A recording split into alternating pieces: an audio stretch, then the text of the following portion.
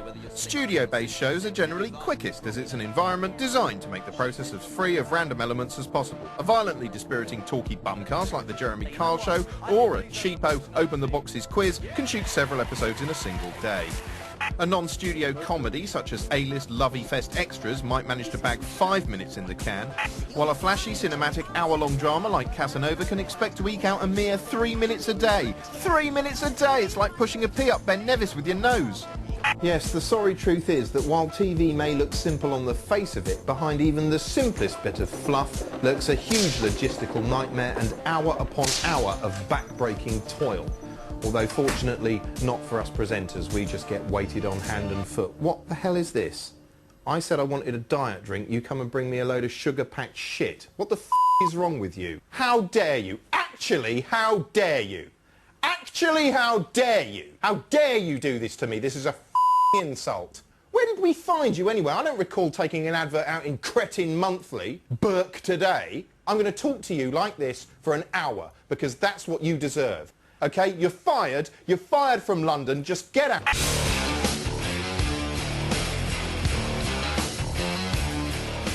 One production company I used to work for, the executives used to make us come in early for a team meeting and have a big discussion about our professional and personal goals for the day.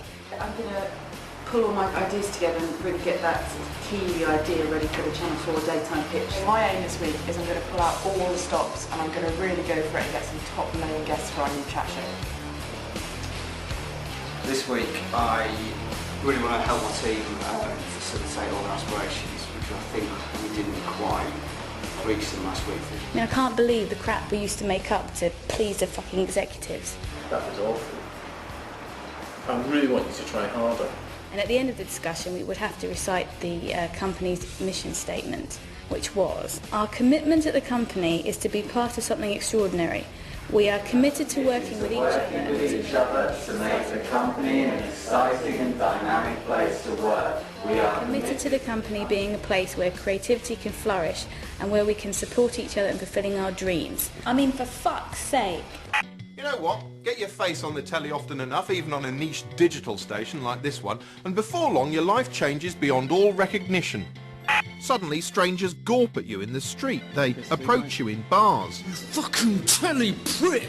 And obviously, since you're now blessed by the gods of telly, you're suddenly fending off potential sexual partners with a stick. Got a fucking stick! That hasn't happened in my case, obviously, because I've got a face like a paedophile walrus. Still, those are just the minor perks. The most important thing that happens is you're not Mr. Nobody anymore. You're the talent. That's your job description now. The talent. Talent being one of those horrible modern catch-all phrases like product or content that make you want to punch people the minute you hear them. Anyway, talent is what you are, and like all talent, you're doomed to lose your mind. Here's why. It starts slowly. One day in between takes, a runner comes over to ask whether you need anything. Can I get you a chair or something? No, really, I'm fine. Sure, I can fetch you one if you need one. God, this is weird. It's like being waited on.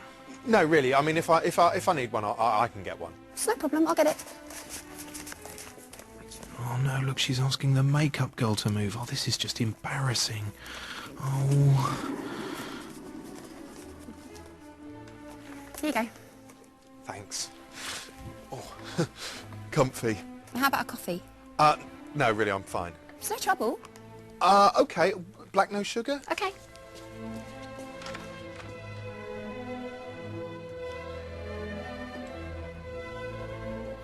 Oh, I could do with a chair.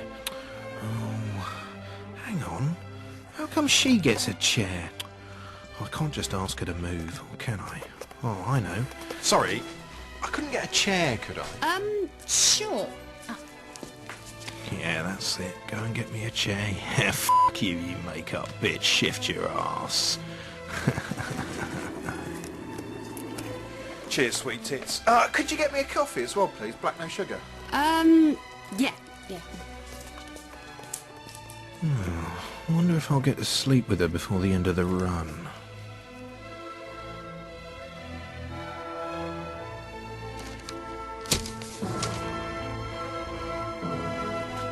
You, off. Get the f*** off my chair. Where's my f***ing coffee? Where is it? Where's my f***ing coffee? Come on. Where's my f***ing... Oh, right, okay. Only a f***ing 20 minutes late. What the f*** is this, you stupid f***ing prick tease? Where'd you get that from? Is that coffee or piss? What did you do, squirt it through one of your diseased others? You f***ing bitch. You are fired. You are fired from f***ing London. You are fired from f***ing life. Little wonder the TV world is full of horror stories involving talent.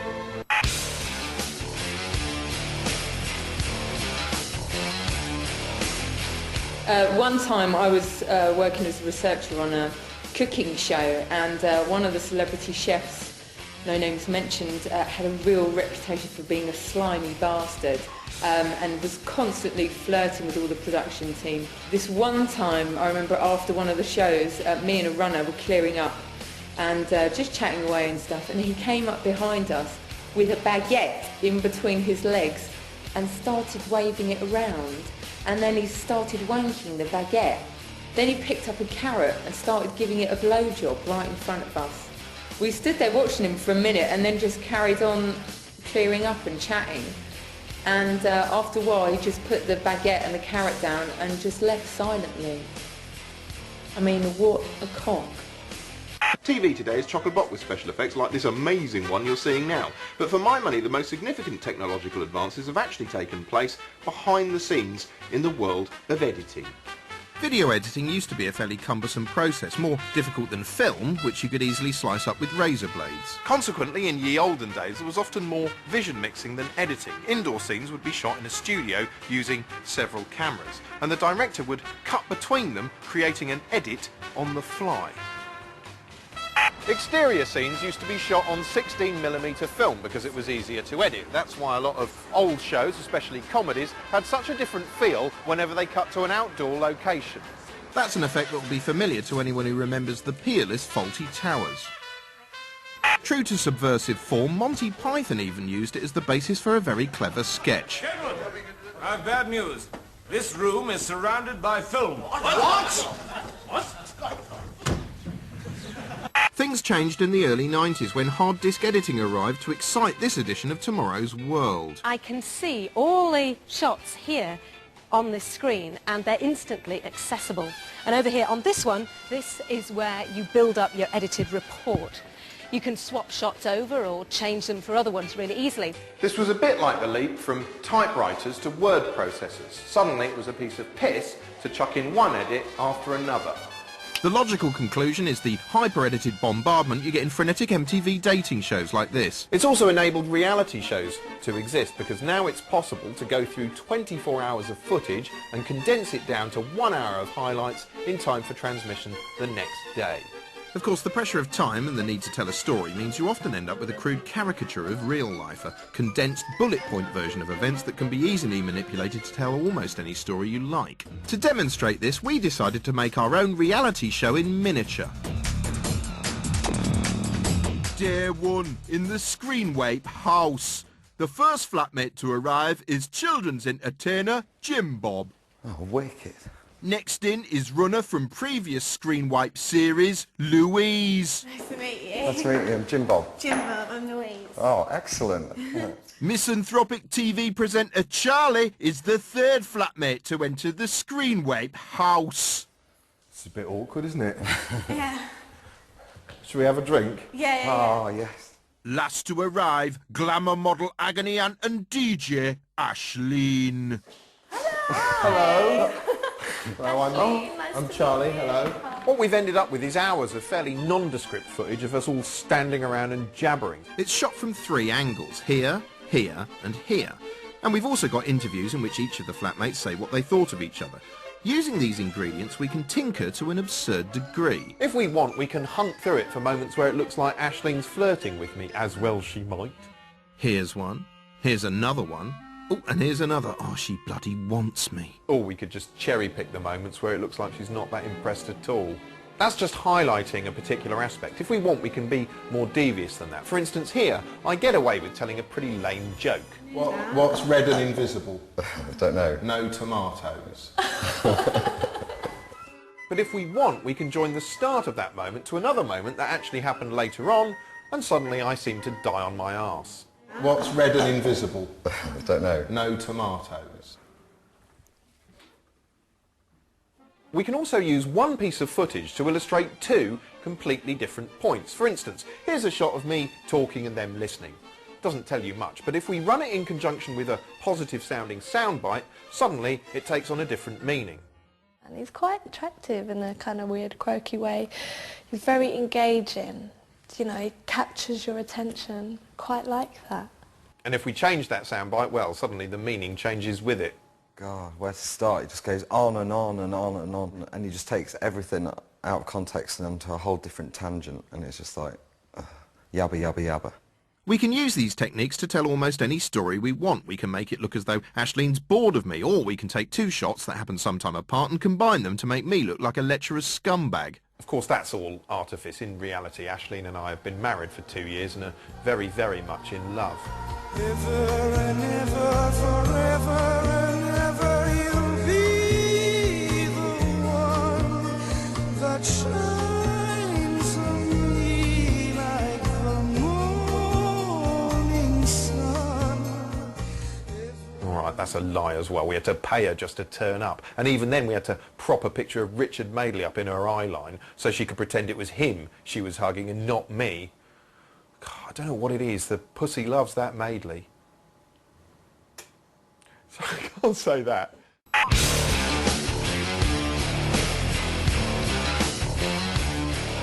One time I was working on this programme that involved a lot of air travel, and the routes that we were travelling didn't have the facility to go first or business class. So the deal was that the presenter was going to have to go economy. But apparently the presenter wasn't used to going economy at all. So next time we came in for a meeting, I had to recreate the airline seating plan in our office, just so we could make sure that the presenter would be comfortable when travelling economy. I mean, it was ridiculous. I literally had these boxes of paper around his feet. He's only 5'4". Talk about a fucking Napoleon complex. Have you ever watched the end credits of a programme and wondered what all those people actually do? Well, no, nor have I. But apparently they do this.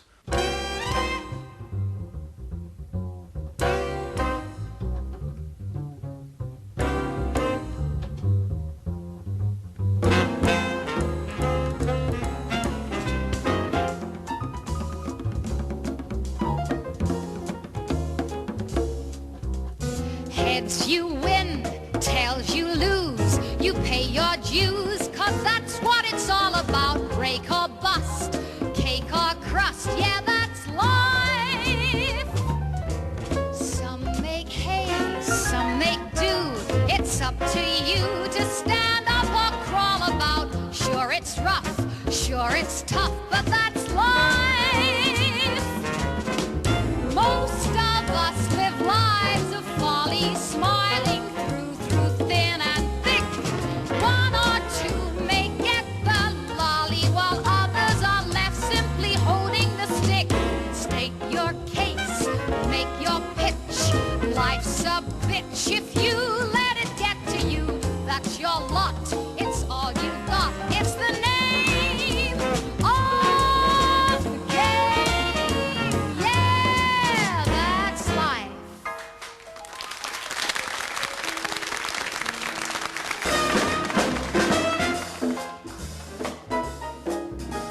Heads you win, tails you lose. You pay your dues, 'cause that's what it's all about. Break or bust, cake or crust, yeah, that's life. Some make hay, some make do. It's up to you to stand up or crawl about. Sure it's rough, sure it's tough, but that's life. Most of us live lives of folly, smiling through thin and thick.